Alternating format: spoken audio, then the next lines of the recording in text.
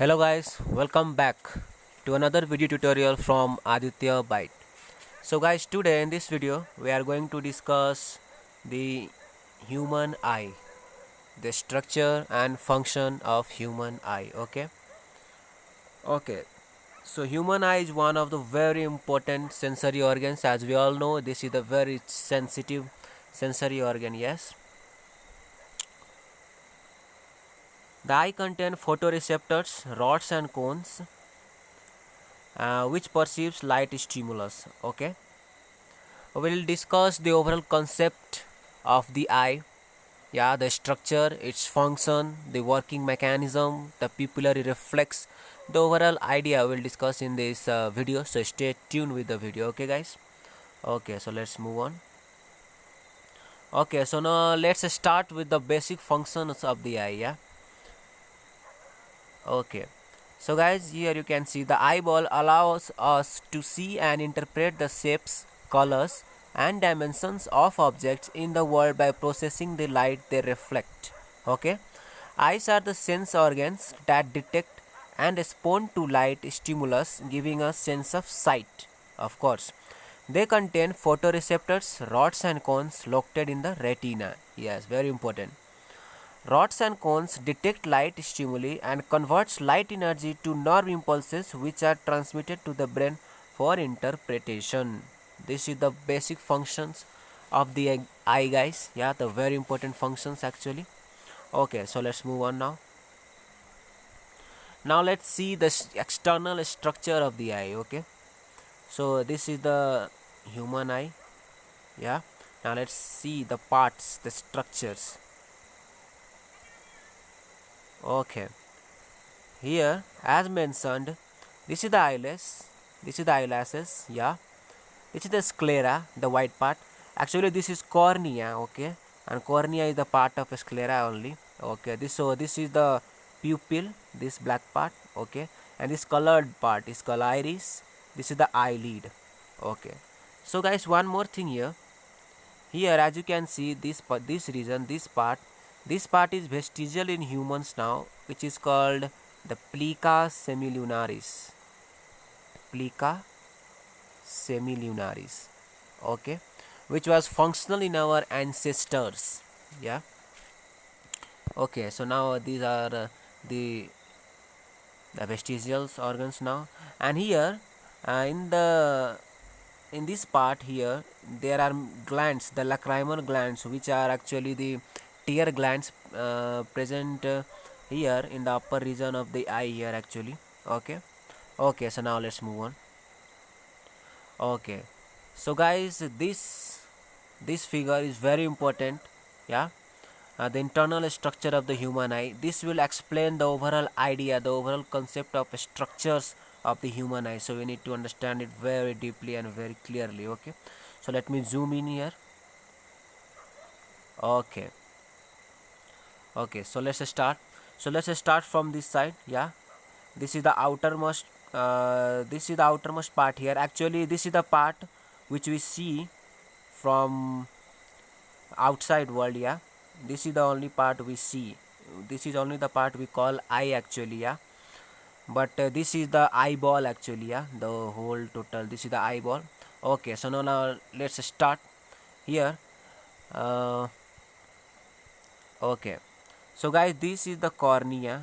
Yes, cornea, this outermost part. Yeah, this outermost part is called cornea, which is nothing but the 1/6 part of a sclera, the outermost region of the outermost covering of eyeball here. Yeah, this is the sclera, the outermost covering. Yeah, which is itself a 5/6 part, and this is the cornea, the part of sclera which is 1/6 part. Okay, the white part actually. And guys, one more special thing about the cornea is it is avascular. Yeah, if anybody says that he's doing eye donation, something like talk of eye donation, then we should understand about the cornea donation only. Yeah, because this is avascular and this is very easy to transplant. Yeah, okay. Now let's see more furthermore about the more structures here. Okay, Okay, so guys, this is the iris, the colored part. This part, these are called the iris actually, yeah. And this space is called, this space here is called the pupil, yeah. We'll discuss about the pupillary reflex in detail, yeah, furthermore. Okay, so this is the pupil, okay, and this is our lens, the biconvex lens, the human lens, okay, which is held by these suspensory ligaments, yeah. And suspensory ligaments are attached with the ciliary muscles, yeah. Ciliary muscles is one of the very important muscles in human eye, because it only controls and coordinates the movement of eye lens, yeah, the movement of eye lens here. Okay, and guys, this is called the canal of Schlemm here, this part, okay, this part here, here is a canal, yeah, actually, yeah. This is the canal of Schlemm, the very important part here. We'll discuss the function in furthermore, a bit furthermore. Okay, okay guys, so guys, this anterior region here, this anterior region is filled with a fluid called aqueous humor, okay, which is a watery dilute fluid, yeah. And the posterior to the aqueous humor there is a vitreous humor, yeah, which is also called the Watson's jelly actually, yeah. And these humors are, or liquids are produced by these ciliary muscles only, okay. Okay, and this provides the necessary nutrition, keeps the eye moist, yeah, and also helps in refraction of light from outside to inside to the retina actually, yeah. This is the important task of this aqueous humor, the fluids, yeah. Okay, and guys, this aqueous humor needs to be drained regularly, yeah. Means after certain time, uh, the use of aqueous humor should be drained out, yeah. And they are drained through the canal of Schlemm, yeah. That's why the canal of Schlemm is called the drainage system of eyes, yeah, the drainage system of human eye.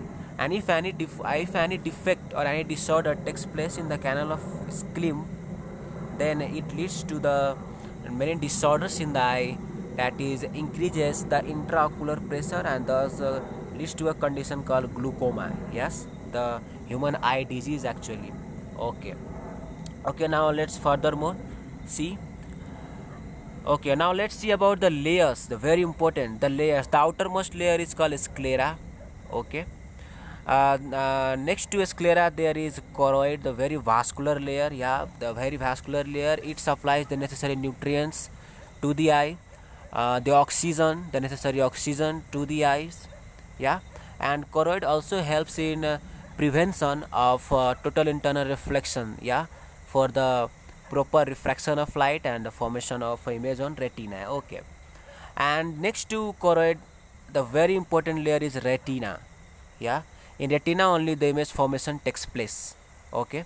We'll talk about the retina further more detail. Actually, if we see here the retina is itself made of two layers, the pigmented layers and the neural layer, okay. The pigmented layer is here, okay, let me draw it. The pigmented layer is here, okay. The pigmented layer is here. This is the pigmented, the red part is pigmented, now orange part is pigmented layer, okay. And next to pigmented layer there are neural layers. These are the neural layers, okay. Neural layer, in neural layer there are rods and cone cells. Rod cells and cone cells are the sensory cells, very important cells for the vision, yeah. And in the pigmented layer there are pigments called iodopsin, rhodopsin, yeah. And these pigments helps in the absorption of reflected light and then passing it to the rods and cone cells, the sensory cells, and then they transduce the reflected light into the electrochemical stimulus, and after to that these stimulus are passed through the optic nerves, the second cranial nerve, to the brain for further interpretation. Okay, and the formation of images and interpretation occurs there.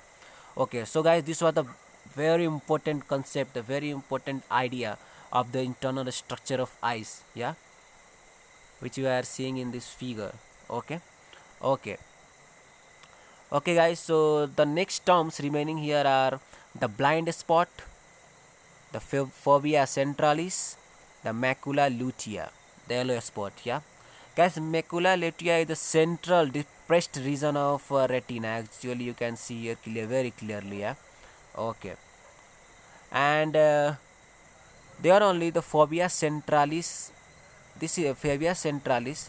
This is the this is the region of highest or sharp vision, yeah, because here only cone cells are present, no rod cells, yeah, and we need to know about the rod cells and cone cells actually, yeah. Guys, rod cells are simply responsible for the vision during dim light or night time, okay, and cone cells are responsible for the vision during day or intense light, bright light, okay, okay. Let's know this much now. And now blind spots are the spot where no image formation takes place, yeah. These are the end point of retina actually, yeah. This is the blind spot here, this part is the blind spot, which proceeds to the optic nerves, yeah. Here you can see no rod cells, no cone cells, nothing there. Okay, guys, if you talk about retina, one term is missing here, that is ora serrata. Ora serrata, guys, this is the this here, this point here, guys, you can see the swollen point here, here and here. This swollen region of retina is called ora serrata, yeah. This is the very important anatomical part of retina here. Okay, okay, guys, so this was all about the internal structure of human eye. Okay, pause the video, see the diagram clearly and understand. This is very important, guys. Okay, now let's move on. Now let's see the structure and functions one by one here. Okay, sclera. Okay, guys, sclera, tough outer layer of the eye which covers and protect eyeball, yeah. Choroid, prevents internal reflection of light and nourish retina, yeah. Very vascular region, we have already discussed. Retina contains rods and cones which convert light into nerve impulses. Very important layer it is. Now ciliary body, a ring of muscles controlling the shape and curvature of the lens. Yeah, it controls and coordinates the movement of lens actually. Okay, iris controls the pupil size, thus controls the entry of light. Yeah, very important, guys. Now pupil, a hole in this iris, in the iris, that lets light into the back of the eye. Yeah, very important. It controls the amount of light entering into the eye. Okay, now lens, accommodation and focusing of light onto the retina. Yes, very important, which is biconvex lens. Okay, guys. Cornea, bends incoming light, focusing it on the retina, avascular part of eye, yeah. Okay. Fovea, fovea centralis, a teeny area of densely packed cones for detailed and colored vision. Very important, guys. Okay. Blind spot, exit point of the optic nerve cutting through the retina, so no rods or cones are present there. Now optic nerve carries the impulses from the rods and cones to the visual center of the brain. Very important. Okay, guys, so this was all about the structures and functions of external and internal eye parts. Okay, okay, guys. Okay, now let's move on. Okay, now let's talk more about retina, rods and cones. Okay, guys. Okay, okay, guys, so let's talk about retina in much more detail. Guys, retina has 10 layers in it. Okay, retina has a total of 10 layers. Okay, and the characteristic feature is retina has a bipolar cells in it. Okay, okay, so guys, here you can see here the indication, direction of light movement, yeah, means the light is coming from here. Okay, from anterior to posterior part of eye. Okay, here you can see this is the pigmented layer. Okay, this is the pigmented retina has two parts, as I have already discussed. Retina has two parts, the pigmented layer, okay, and the neural layers. This is the neural layers. Neural layer contains rods and cones. Pigmented layer contains two pigments, that is iodopsin and rhodopsin. What? Iodopsin and rhodopsin. Iodopsin present in cone cells, rhodopsin present in rod cells. Okay, okay.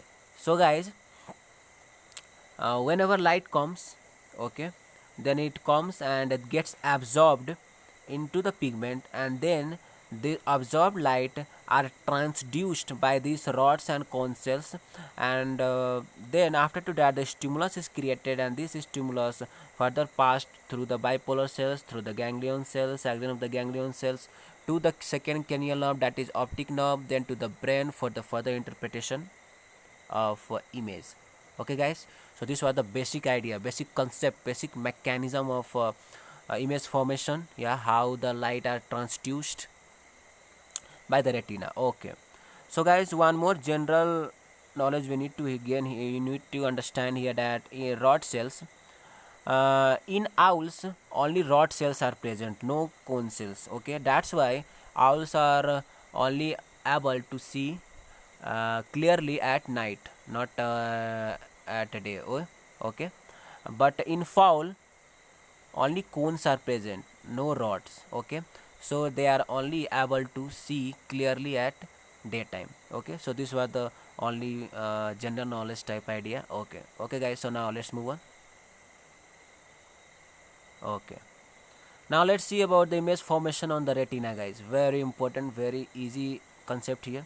Here you can see this is the object, the tree, an object. Okay, here an inverted and real image is being formed on the retina. Okay, okay. Light from an object forms a focused image on the retina. Very good. The curved surface of the cornea, here the cornea, the outermost part, and lens bends the light rays as they pass through them. Very good. An image which is smaller than the object is formed upside down on the retina. The cornea and vitreous humors are mainly responsible for bending of rays of light refraction, while the lens does the final adjustments to focus. Okay. Lens is elastic and flexible, thus it is able to change its shape. That means it is able to change its focal length. Okay guys. Okay. Now let's move on. Now let's talk about the accommodation. Okay. Okay, now let's, very important term it is, accommodation or accommodation power of eye. Okay, now let's understand in detail what it actually means. Okay guys, here you can see, first you can see here the light from very distant objects, very far objects comes, gets refracted, and the image is formed on the retina. Okay, again if the light from the object of nearer objects comes, then also it gets refracted and forms image on retina. So how it is possible, guys? The light from distant object also and the light from near object also gets uh, image formed on the retina only. How it is possible? It is only possible because of the accommodation power of the eye lens. Okay, the ability of the eye to alter its focus so that clear image at both close and distant object can be formed on the retina. Okay guys, the shape of the lens can be altered by suspensory ligaments and the ciliary muscles. Okay, thickening and thinning of lens adjusts the focus. This is the idea, guys. Okay, now let's understand in detail. Guys, here you can see for the image forming of an object of a distant object, actually what happens is, for distant objects the focal length is to be increased. Okay, for that the lens has to be flattened, that is the length has to be thin. Okay, for that what happens is the suspensory ligaments contracts. Okay, it stretches, thus stretches the lens, and the lens stretches means the focal length increases. This is the idea. Okay guys, yeah. Now for nearer objects the suspensory ligaments relaxes, means there is less stretch here in the focal length, and thus the focal length gets rounded. Yeah, the focal length gets rounded, thus means the focal length gets decreases, the lens gets rounded. This is the idea, guys. The focal length here increases, the focal length here decreases, the lens is being thin here, the lens is thick here. Okay, this is the idea for accommodation. Okay, now let's move on. Very important topic, guys. Now focusing bending of light rays to fall on the retina. Distance vision. Yeah, guys, we have already discussed these things. Yeah, distance vision, near vision. Let's see furthermore in detail what it says. Yeah, light from very far object forms in retina. Light from very near objects falls on retina, forms image. Okay. Ciliary muscle relaxes. Suspensory ligaments stretched by outward pressure on the humors on the sclera. Very important, guys. The lens is pulled thin. As we have already said, light from distant object is focused on the retina. The eye is accommodated. That is, the focused for a distant object, that is the focal length is increased here. You can see the lens is being thin. Yeah, thinning of lens here. Okay, here in near vision, ciliary muscle contracts, suspensory ligament slackens because the ciliary contracts to a smaller circle, taking away the tension out of suspensory ligaments. Very important. Yeah, the lens is allowed to thicken. Light from a near object is focused on the retina. The eye is accommodated, that is the focused for a near object, that is the focal length has been decreased. This is the idea, guys. This is the focusing of lens, the accommodation of lens. This is the idea. Okay, now let's move on. Okay, guys, now let's see about the pupillary reflex. Very important, guys. Pupil dilation, pupil constriction. Yeah, whenever light falls, then the size of pupil increases, decreases according to the intensity of light. Okay, we'll see in more detail. Okay, guys, pupil reflex. Here you can see in bright light the size of pupil has decreased. Yeah, in dim light the size of pupil has increased. Actually, in bright light the size of pupil decreases in order to avoid prevent the injury to the eye. Yes, and allow the proper amount of light to enter into the image and fall onto the retina, and formation of image takes place. Okay, now let's see more one by one. Now pupil dilation, very important. The pupil dilation, here you can see dilation means the size of pupil has to be increased. Yeah, expansion of pupil. Okay, why it takes place, how it takes place, now let's see. The pupil is the dark space in the center of the iris. As we all know, the iris contains circular and radial muscles, and their activity can change pupil diameter. Yes.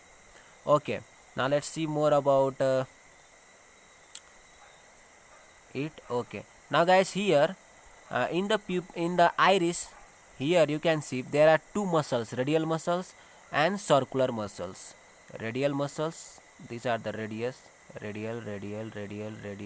muscles. Okay, and these are the circular muscles.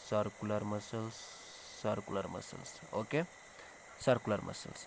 Okay, now let's talk about the pupil dilation, what actually happens in it. In dim light, the circular muscle relaxes and the radial muscle contracts. The pupil dilates, that is widens, so that much light is able to reach the retina. Very clear concept, guys.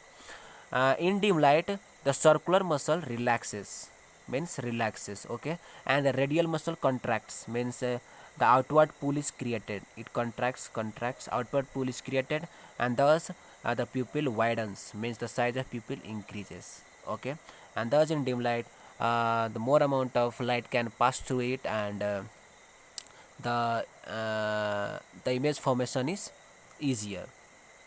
Okay, this is the idea, guys. Okay, now let's see about the constriction, the exact very opposite process to the pupil constriction here.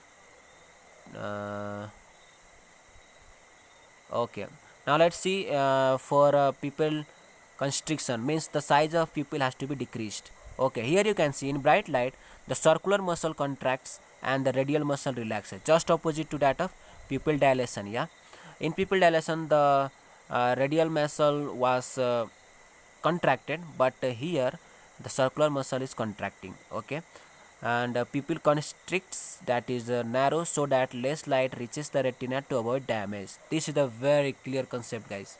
Okay, so guys, this was the overall idea, overall concept for the human eye, the structure of human eye, the function, the working mechanism, pupillary reflex. The overall idea of the human eye is clear to you now, I hope that. So guys, this was all about. So if you found the video effective, please hit the like button, do share with your friends and colleagues, and yeah, subscribe the channel for more such upcoming videos. Thank you guys. Bye bye. Take care. Have fun.